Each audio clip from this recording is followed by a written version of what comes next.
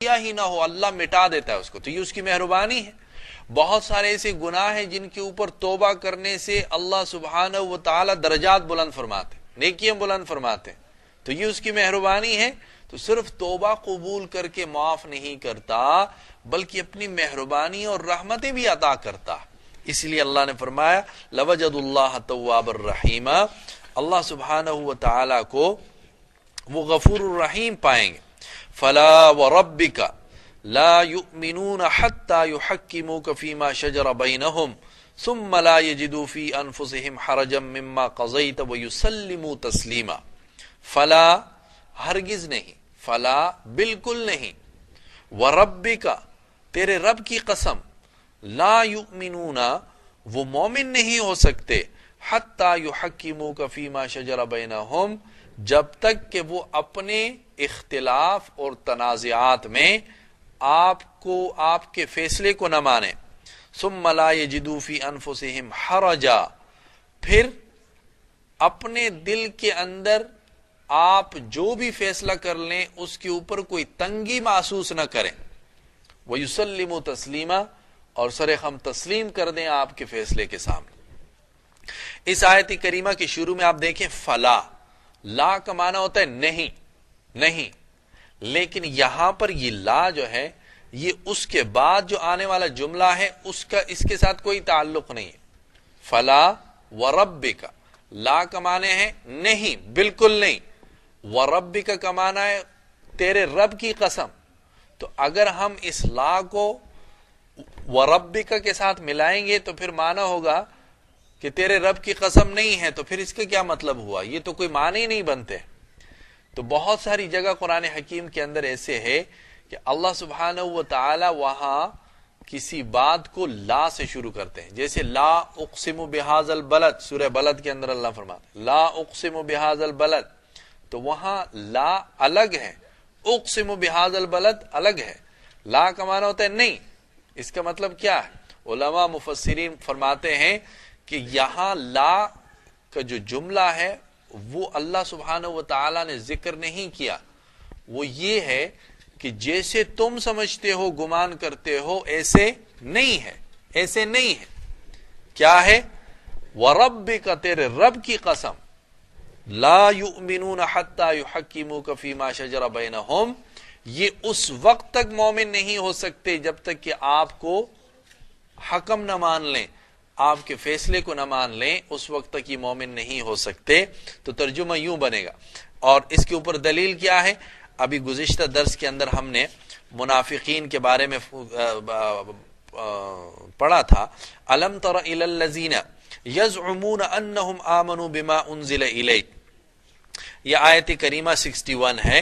اس میں اللہ سبحانہ و تعالی فرماتے ہیں آپ نے دیکھا ان لوگوں کو جو یہ خیال کرتے ہیں انہم آمنوا بما انزل الیک کہ وہ آپ کے اوپر نازل ہونے والی وحی پر ایمان لائے اور آپ سے پہلے نازل ہونے والی وحی پر ایمان لائے، اور یریدون ان یتحاکموا الی الطاغوت، اور وہ فیصلہ طاغوت سے کروانا چاہتے ہیں۔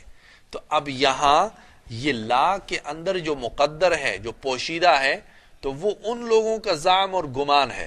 اللہ فرماتے ہیں لا جیسے وہ سوچتے ہیں وہ بالکل قطعاً غلط ہے، بالکل غلط ہے، بلکہ صحیح بات کیا ہے؟ وَرَبِّكَ تیرے رب کی قسم، لا یؤمنون حتی یحکموک فیما شجر بینہم، وہ اپنا فیصلہ طاغوت سے کرواتے ہیں اور اپنے آپ کو مومن کہتے ہیں۔ تو اللہ قسم اٹھا کر فرماتے ہیں کہ وہ مومن نہیں ہو سکتے جب تک کہ وہ آپ کے فیصلے کو نہ مانیں، اپنے اختلاف میں، اپنے مسائل میں، اپنے دنیاوی معاملات کے اندر جو فیصلہ آپ کریں وہ اس کو جب تک نہیں مانیں گے اس وقت تک وہ لوگ مومن نہیں ہو سکتے۔ اللہ سبحانہ و تعالی نے قسم اٹھائی، وَرَبِّكَ تیرے رب کی قسم، مراد یہاں مخاطب کون ہے؟ حضور صلی اللہ علیہ وسلم۔ اللہ سبحانہ و تعالی تو صرف پیغمبر کے رب نہیں ہے، تمام جہانوں کے رب ہیں۔ ہم سورہ فاتحہ میں پڑھتے ہیں الحمدللہ رب العالمین، وہ تو دونوں جہانوں کا، تمام جہانوں کا رب ہے۔ یہاں اللہ فرماتے ہیں وَرَبِّكَ تیرے رب کی قسم، اس سے حضور صلی اللہ علیہ وسلم کی خصوصیت ظاہر ہوتی ہے، آپ صلی اللہ علیہ وسلم کی فضیلت ظاہر ہوتی ہے کہ اللہ نے تمام جہانوں میں سے پیغمبر صلی اللہ علیہ وسلم کو منتخب کی قسم اٹھانے کے لیے، تیرے رب کی قسم، تیرے رب کی قسم. اور قرآن حکیم میں بہت ساری ایسی جگہ ہیں جہاں پر اللہ سبحانہ و تعالی حضور صلی اللہ علیہ وسلم کی فضیلت کو اس طرح ظاہر فرماتے ہیں جیسے یہاں اللہ نے مخاطب کر کے ان کی فضیلت کو ظاہر فرمایا. کہیں پہ فرماتے ہیں لا اقسم بہذا البلد، آپ کے شہر کی قسم، وَأَنْتَ حِلٌّ بِهَذَا الْبَلَدِ، جس شہر میں آپ کا مکان اور رہائش ہے اس کی قسم. یہ اللہ سبحانہ و تعالی پیغمبر کی فضیلت بیان کرتے ہیں، عظمت بیان کرتے ہیں کہ اللہ سبحانہ و تعالی نے ان کو کتنا بڑا مقام دیا. تو اس لیے یہاں اس آیت کریمہ سے یہ بات بھی معلوم ہوئی، فلا ہرگز نہیں، منافق جیسے سوچتے ہیں ان کی سوچ بالکل غلط ہے، بلکہ حقیقت کیا ہے، وَرَبِّكَ، تیرے رب کی قسم، لا یؤمنون، آپ مومن نہیں ہو سکتے، حتی یحکموک فیما شجر بینہم، جب تک کہ آپ کو وہ اپنے تنازعات میں، اپنے جھگڑوں کے اندر، جب تک وہ آپ کو قاضی نہ مان لیں، آپ کے فیصلے کو تسلیم نہ کریں، اس وقت تک وہ مومن نہیں ہو سکتے. اس آیت میں اللہ نے 3 شرطیں لگائی ہیں، 3 شرطیں، غور سے ذرا سنیے گا، بڑی اہم آیت کریمہ. اللہ سبحانہ و تعالی نے قسم اٹھا کر کہا کہ آپ مومن نہیں ہیں جب تک آپ ان 3 شرطوں کے اوپر عمل نہیں کریں. ان میں سے پہلی شرط کیا ہے، یحکموک فیما شجر بینہم، کہ اپنے تمام اختلافات، جھگڑوں اور معاملات کے اندر پیغمبر صلی اللہ علیہ وسلم کو قاضی نہ مان لیں، ان کے فیصلے کو نہ مانیں، اس وقت تک مومن نہیں ہو سکتے. اب آپ اندازہ لگائیں کہ اگر آج پوری دنیا، خصوصاً جو امت مسلمہ ہے، جو اسلامی ممالک ہیں، ان کو دیکھ لیں کہ وہاں ہماری عدالتوں کے اندر کیا فیصلے ہوتے. اگر ہم صرف اور صرف اس بات کے اوپر عمل کریں، میاں بیوی کا جھگڑا ہو جائے تو وہ حضور صلی اللہ علیہ وسلم کے فیصلے کے اوپر عمل کریں، وہ قرآن و حدیث کی طرف جو ہے وہ معاملہ لے جائیں. اسی طرح اگر عوام اور حکومت کا آپس میں اختلاف ہو جائے، فیصلہ جو ہے وہ قرآن و حدیث کے مطابق ہو، تو اب اس کے اندر اگر یوں فیصلہ کریں گے تو جھگڑا ہی ختم ہو جائے گا، بات ہی ختم ہو جائے گی. اس لیے اللہ سبحانہ و تعالی نے فرمایا کہ مومن ہونے کے لیے، مسلمان ہونے کے لیے یہ 3 شرطیں. پہلی شرط کیا ہے کہ اپنے تمام معاملات کے اندر جو حکم ہوگا، جو فیصلہ ہوگا، تو وہ اے پیغمبر صلی اللہ علیہ وسلم آپ کا ہوگا.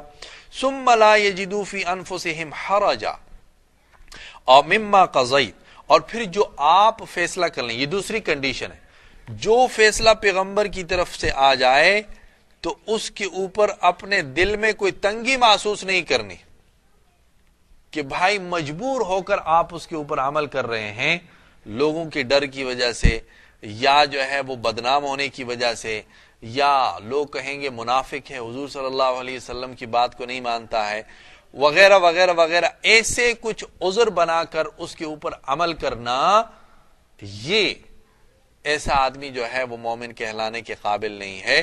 بلکہ جو اللہ کا فیصلہ ہو بغیر کسی تنگی کے، بغیر کسی سوچ اور فکر کے، فوراً اس کے اوپر عمل کیا جائے، یہ اللہ کا حکم ہے. تب جا کر جو ہے وہ مومن ہوتا.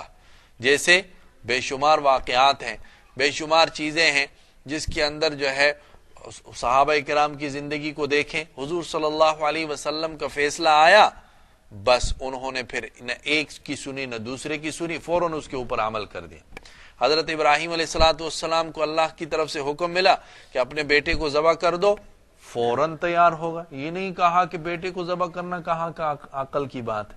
اور پھر بیٹا بھی وہ جو بڑھاپے کے اندر ملا، پھر بیٹا بھی وہ جو بڑی آہوزاری اور التجا کے بعد حاصل ہوا، اور پھر اسی بڑھاپے کے اندر اعلان ہوتا ہے، حکم ہوتا ہے کہ اس کو ذبح کر لو. اب وہ اس کے اندر چوچرا نہیں کرتے، دل میں کوئی تنگی نہیں ہے.